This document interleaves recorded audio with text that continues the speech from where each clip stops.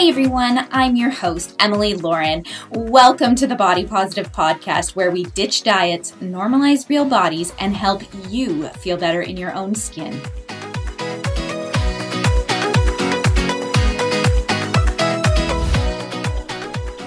Welcome everyone to the Body Positive Podcast Show. Today we have Dr. Lunide Louis here to talk about the effect that negative body image can have on our mental health and how it can create a more positive routine to improve how we feel about ourselves. Thank you so much for taking some time to be here with me today. It's my pleasure.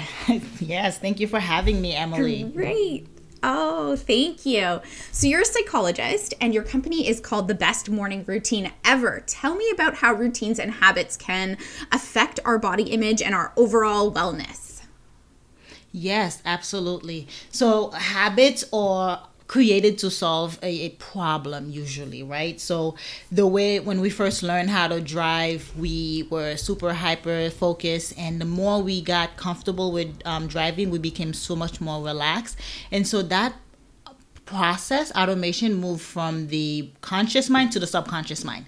Now we live out of this subconscious mind 95% of the time. So we are practically on autopilot. And so this happens because the brain wants to free up the conscious mind so we can have make better decision and solve more problems. Now, what end up happening is we experience some type of trauma at an early age. Something was said to us, childhood trauma, parental playing with kids or at school, that actually moves. That trauma, that experience, that feeling, that emotion move from the conscious mind from when it happens, say at 5 years old, to the subconscious mind. And that's where it lives. Wow. And that is why a lot of the mental disorders are deriving from, but also we're operating out of this autopilot where subconsciously it's driving our decision and our direction. And so something, for example, was said about your body, or you're not pretty, you don't fit in, and that you made a conclusion at 5 years old that I'm rejected, I'm not lovable, I'm not accepted, and then that creates this negative body image of yourself. Yes. And so you don't feel you pick at an adult, you pick this one flaw and you magnify it. You know, oh, I hate the way my nose looks. You know, for me growing up, it was my lips are too full. My lips are too big. I hate the way my lips look. And to make it worse, kids teased me about it in school. So they confirmed it. They reaffirmed that affirmation, right? They reaffirmed that negative thought, that negative belief. And that leads to self-sabotage behaviors. But it also leads to when you think about positive with body image, it leads to suicidal thoughts. Yes. Yeah. So if you're struggling with negative body image, it's really important to learn to rewire your mind so that you can unblock what you're calling subconscious issues. Tell me a few strategies for how someone could do this. Yeah. So some tips for building a better body image as an adult is I use my habit rewiring technique, and I can break it down to you what that looks like. But we have to go into that subconscious mind I was telling you about that we reside in, and actually assess what the issue is. Find the root cause. Find out when it started. The trigger, yeah. Find out what triggers that habit, because we can't treat the symptom. We have to go deep within. We have to rip it out from the root source. And it starts with finding out when this trauma took place, what was said, what was done, and then being able to reprogram that thought frame, that thought pattern. And that's what the habit rewiring does. And it really starts because you're thinking it's negative thoughts all the time, right? We have over 70,000 thoughts a day, and 90% of them are the same ones from yesterday, and they are negative. And so reframing that thought we have to start recording the positives. Especially when it comes to our body. So we have to change the negative self-talk to a more self-affirming, empowering one. And also to not being afraid of the mirror. if you're so afraid of the mirror, there's something that I strategize and tell my clients to do is mirror talk. You look at yourself in the mirror and then you tell yourself something loving. You know, you look good today. Yes. Things are going to be amazing. It's going to be a great day. You have to do that over and over again, because that's how you replace the old habits. It's repetition. And after a while, it becomes ingrained in your mind. And is it different for each person? Is there like a set amount of times? Like if I do it for a year, I'll start to feel better, or is it individualistic? Is it different for every person? It takes about 21 days for neural pathways to recreate your neural pathways. 21 days. Of consistent, interesting. Of every day consistently repeating, say, an affirmation or doing something over and over again. Because what happens is when a habit is born, you no longer think about the process anymore. That's the beauty. So it becomes a lot easier for you to say it, and then that's when your belief system, what I call your BS, is now changed. So if you do it for 3 days, you do it for 7 days, sooner or later it's going to become ingrained and automatic, and you don't even have to think about it anymore. And so that's very achievable. Yeah, absolutely. Yeah, it takes and for a lot of people it takes really like a minute a day to just sit there and think, not just think positive, but be grateful. You got to tag along the things that you're grateful for. If it's not something physical on your body, but think about what you're grateful for in your life. And that will actually trigger more things, give you more things to be thankful for. And it occupies your mind with something optimistic. I love that. And then we start to see more positive effects. Correct. In our lives, as you're saying, it trickles through in other areas. Correct. I love that. Another tip would be to shut down the comparison, because you can't compare your one day to somebody else's 10 years. Right? You should only be concerned with how better you are today than you were yesterday. And that comes with the positive, developing this positive body image where you actually accept yourself, for who you are. You accept that your body is perfect. And I know it's harder said than done, Emily. Yes. Yes. Because a lot of people struggle with this, but it's something that happens in the brain. And so when you realize that, you can begin to actually reframe the brain, because the brain is forever changed. You can change it. You can change the brain. So there's hope. I love that. That's what we need to hear, that there is hope for a more positive outlook when it comes to our body image. So do you think that self-care is an important habit to include in your routine? And how would you define self-care? Yes, absolutely. Self-care is crucial in dealing with that, because it's stemming from a place of lack of love. And so the way you implement self-care is, I do something very simple. It's a 5-minute meditation in the morning, and I simply sit and I think to myself, may I be happy, may I be healthy, may I be at peace. It's so simple. And that's just sitting there, eyes closed, not reaching for the phone first thing in the morning. It's crucial to have a morning routine, and reaching for the phone is not it. And so you just sit there for 5 minutes and you recite in your head, in your mind, may I be happy, may I be healthy, may I be at peace. Now, the beauty of this is you can do the same thing for a loved one, because then you take the attention away from yourself. And then you think of this loved person, a child, a mate, a parent, a sibling, and you say to them, you say their name, and you say, Emily, may you be happy, may you be at peace, may you be healthy. And that's beautiful. It is, and it's so simple, and it kind of just puts you at ease and puts you calm, because when you remove attention from yourself, you can serve another person. You can send positive vibes to other people, and that solves almost all of our issues. And I think Zig Ziglar said it first: you help enough people get what they want, you will get what you want. So remove the attention from yourself. Send yourself love, but also send others, loved ones, in in your surrounding, in your home, love as well. Because what you send out, you will receive.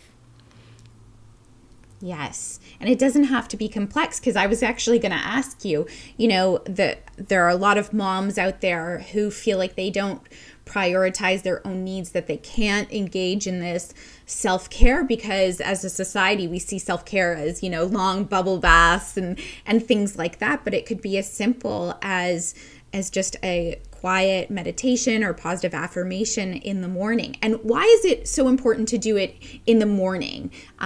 Is that the best time to sort of set your intentions, or can you do it any time of the day in your routine?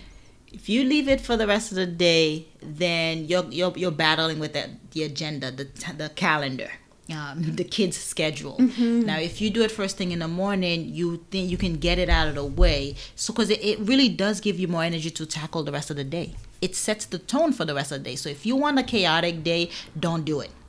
If you want no energy throughout the day, no productivity, you just kind of want to float in the wind like a paper, don't do a morning routine. Don't be intentional in the morning. But if you want otherwise, you have to prime yourself for the day, because then you'll be ready for whatever the day throws at you.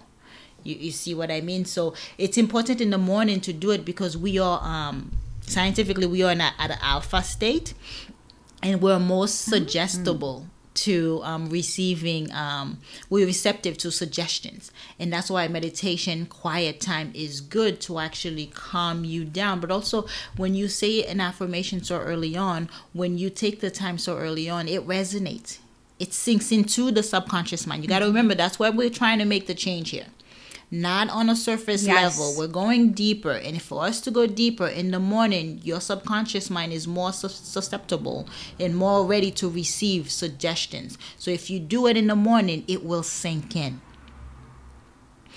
I love that. That's great advice. That's the power of having a morning routine, because a morning routine doesn't just entail exercising, and we know the benefits of that, but it's actually visualizing your day, how perfect it's going to work out, or visualizing your goal. It's sitting in intentional silence, meditating for 2-3 minutes. It's saying your gratitude, things you're grateful for. If you do just these 3 things, I have 9 of them you can do, but if you do just those 3 things, I guarantee you that it will decrease your depression and anxiety, and actually help you with attaining this better body, positive body image, because it's self-love. You're caring for yourself. I love that. You're putting yourself first. Yes. And I really like that it's something easy that you can do, because I'm a mom of 2 little kids, and sometimes the morning can really get away from me. But I also know how important it is to start off on a good note. So I'm going to try that in the morning before doing any of my other routine, and really start with those positive affirmations instead of waiting until, the kids are eating breakfast or something like that. Right.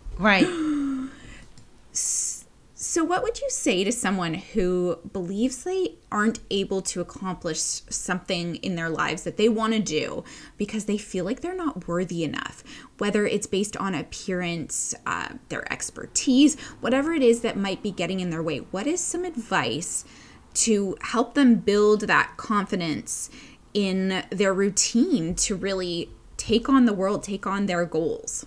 Yeah, that's a very good question, Emily. That is one thing that I hear quite often, and the reason I got into business is this limiting belief that I am not enough.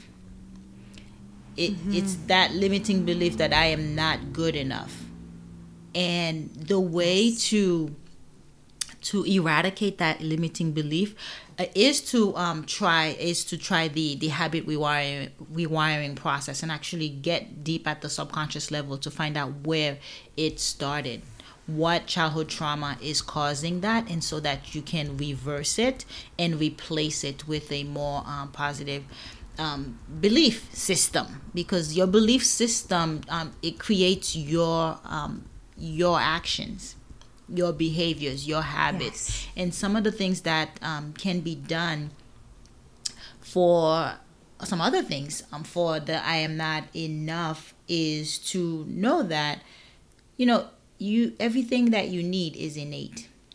You have everything that you need. All the resources is inside. I think we don't spend enough time, enough quiet time, enough solo time to actually process or to hear the still quiet voice that is our intuition, that is guiding us, that is telling us we're enough, because we're so focused on outwardly getting validated versus inside, and that's that self-worth that comes with it. Absolutely. So there is hope out there, no matter what you are experiencing and going through. There's a strategy. I love that you have a strategy that people can be a part of to really improve their way of seeing themselves, because it's more than just appearance related, and there are so many things that are connected. So body image is just one aspect of our mental health, and combined with other factors, it can lead to, issues with anxiety, depression, and other mental health issues. Are these things that should be managed separately, or do you tackle them together? Is it connected to that one trauma that you're talking about, or is it a combination of things? You're referring to other mental health issues that arrive? Yeah, that can sort of stem out of things. Do you tackle it sort of as a package, or is it something that you need to look into and find out if body image issues are separate from, say, your anxiety or depression issues? No, so body image actually leads to more anxiety and depression. It's followed by self, it's depression, it's anxiety, and all that is coming from feeling embarrassed, feeling ashamed, and feeling anxious most of the time. And if you have those core emotions, are going to, it's almost like a bottleneck, or going to keep you in bondage, in hostage. And what you think about, what you focus on grows. And if those are your primary thoughts, or those are your primary feelings, because feelings drive everything, emotions drive everything, right? Because emotions is energy in motion. If those are your core and your primary emotions, yes, that will lead to other mental health disorders, and that's why we have to change it at that deep level, because I know talk therapy works and it's great, but it's in a long period of time. It takes years. Yes. What I'm saying we do here, this is so innovative and cutting edge. We're talking about change that can happen on a subconscious level to heal depression, to rid you of the mental health, to rid you of the dysmorphic disorder, to rid you of the negative body image that you have, that you feel like you have to fit in to society. And this change is happening in weeks versus months or even years. As a psychologist, I'm telling you, talk therapy, it works. That was the CBT, cognitive behavioral therapy. Yeah. That was the old way of doing things. But there is a way to go deep and actually get to the root cause and stop treating the symptom. We do that a lot. Yes, and that's through your... Yeah, is that through your habit rewiring, or is there something else that's involved in that process? It's through the habit rewiring. It's through my habit rewiring that uses habit building techniques. So, because that way, once you eradicate those limiting beliefs, good habits are a byproduct. Healthy relationship is a byproduct. Yes. Healthy relationship, body image is a positive body image is a byproduct. But what we're doing now is just treating the symptom.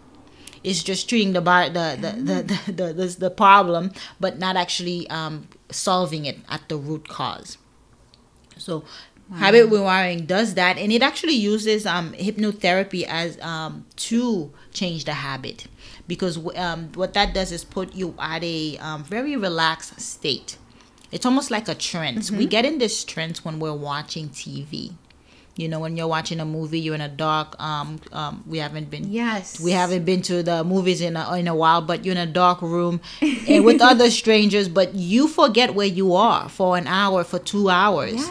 That's a deep trance. That's what happens when we get to this alpha state I was telling you about. Right, that's that deep relaxation. So we can easily get into this this trend.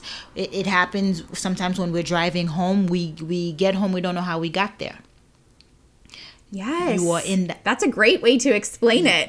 That's being in a trance. That, because again, you're on autopilot. We operate 95%. Yeah. So we're our body, our mind is taking us, it's moving us forward. That's why we build the habits to begin with, so that we don't think of every step all the time, because that would be exhausting. So when a habit is born, you stop thinking about every step. And now it moves to the subconscious mind, as I was telling you. And so when we are in this deep trance, it's very, very easy to actually reprogram, rewire, and reframe the mind, the brain, and then instill effective habits, instill good habits. And then it happens effortlessly. Right? It happens with little time, because it's no longer going against the grain. It's flowing. It's easier to do, because you've actually there's no blockage anymore. You've removed that. So when someone comes to you, do they have a specific problem in mind, or can that be something that you explore together? If you're just, feeling stuck, is that something that you can help narrow down before really digging in and finding out what it is that core issue that's getting in the way of you living a fulfilling life? Yes.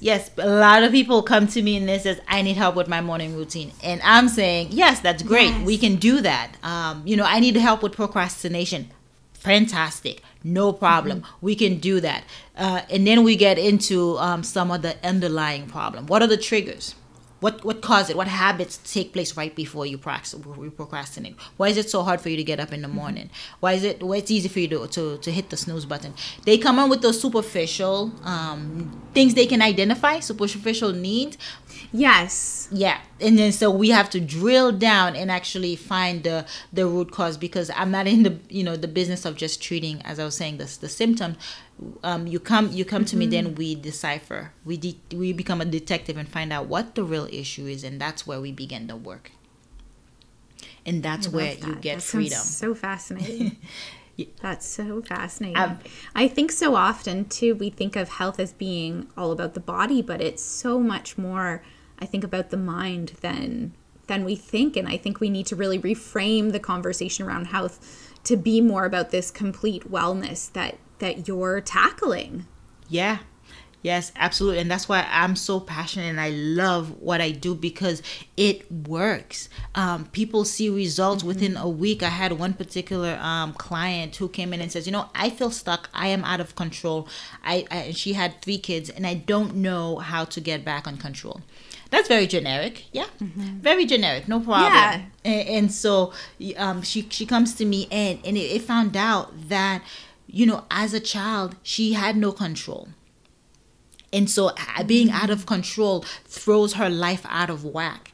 And she had struggled to lose 40 pounds for the last 10 years. Her first child is 11 years old. And then after my session, she goes off, Emily, to lose 30 pounds in 3 months. She goes off to start 2 new businesses.